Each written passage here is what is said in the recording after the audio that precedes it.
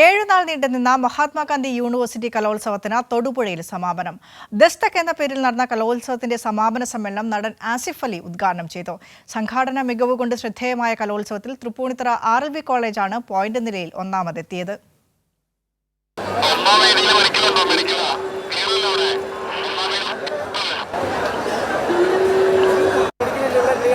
തൊടുപുഴയിൽ വെച്ച് നടന്ന മഹാത്മാഗാന്ധി യൂണിവേഴ്സിറ്റി കലോത്സവം സംഘാടക മികവ് കൊണ്ട് ശ്രദ്ധേയമായി. ജില്ലയിലെ വിവിധ വിദ്യാലയങ്ങളിൽ നിന്നായി തിരഞ്ഞെടുക്കപ്പെട്ട 500ഓളം വോളണ്ടിയർമാരാണ് ഒരു പിഴവുമില്ലാതെ കലോത്സവം സംഘടിപ്പിക്കുന്നതിനു വേണ്ടി വിശ്രമരഹിതരായി പ്രവർത്തിച്ചത്.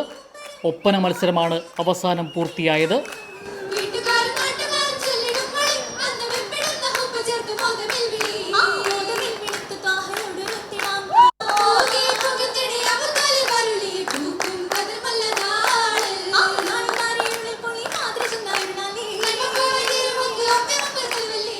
ഒപ്പന മത്സരം നീണ്ടുപോയതിനാൽ രാത്രി 10 മണിയോടുകൂടിയാണ് സമാപന സമ്മേളനം ആരംഭിച്ചത്.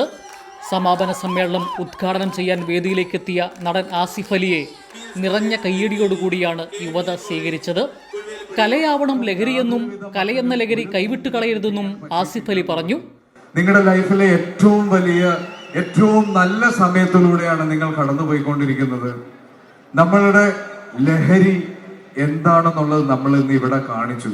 ഈ കലയാണ് നമ്മുടെ ലഹരി. വേറെ ഒരു ലഹരിക്കും ഇതിന്റെ മുകളിലേക്ക് നമ്മുടെ ജീവിതത്തിന്റെ സന്തോഷമോ ആഘോഷത്തിന്റെ ഭാഗമാക്കാനോ കഴിയില്ല എന്ന് നമ്മൾ തിരിച്ചറിയണം.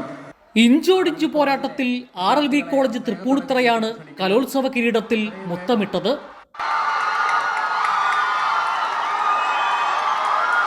എറണാകുളം സെന്റ് തെരേസസ് കോളേജ് 2ാമതും തേവര സേക്രഡ് ഹാർട്ട് കോളേജ് 3ാം സ്ഥാനത്തും കഴിഞ്ഞ തവണത്തെ ജേതാക്കളായ എറണാകുളം മഹാരാജാസ് കോളേജ് 4ാം സ്ഥാനത്തുമാണ് എത്തിയത്. സംഘാടക മികവിനൊപ്പം സർഗാത്മക പ്രതിരോധത്തിന്റെ ഇടമാക്കി കലോത്സവത്തെ മാറ്റിയാണ് മഹാത്മാഗാന്ധി യൂണിവേഴ്സിറ്റി കലോത്സവം സമാപിക്കുന്നത്. ക്യാമറാമാൻ സുഭാഷ് ജെയിംസിനൊപ്പം ജോസിൽ സെബാസ്റ്റ്യൻ, കൈരളി ന്യൂസ്, ഇടുക്കി.